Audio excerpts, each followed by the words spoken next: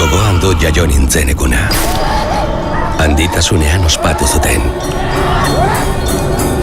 Arrez geroztik, bizitza bat baino gehiago kendu dut besteren basalbatzeko. Esku errugabeak erreditu dala ere esango nuke. Bai, baitakiko, zuarekin jolasa, arrisku demasa. Gau ilunak argiztatu ditut. Une bakarrak eta bakanak ere berotu ditut. Eta oroitzen dut gremio bereziekin lan egin izana. Zenbat amaiketako prestatuko genituen elkarrekin. Nola ez dakit, baina hemenetan, inorenez bezala hartu naute.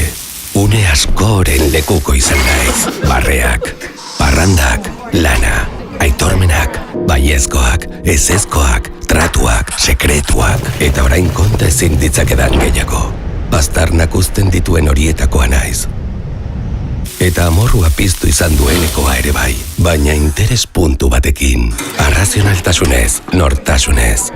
Sotiltasuna eman dut, usaina, xamurtasuna, zaporea. Eta zergatik ez, egun ere, esploraziorako prest dauden ahosabaiak jarri nahi ditut dantzan. Honela, humiltasunez, merkataritza, azoka eta festa, hiri bati jarri diot giroa eta bizia, dastagarrantz, gazi, gozo eta mikatzekin. Diote urteak ez datozkidala gainera, nintzena izaten jarraitzen dudala, baina gauzak aldatu direlakoan nago, ikusten dudana ez baita lehengoa.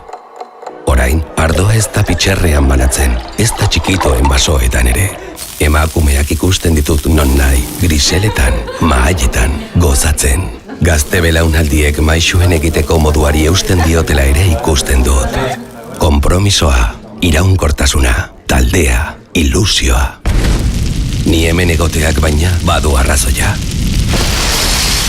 Txingarrarik kalaka ematea.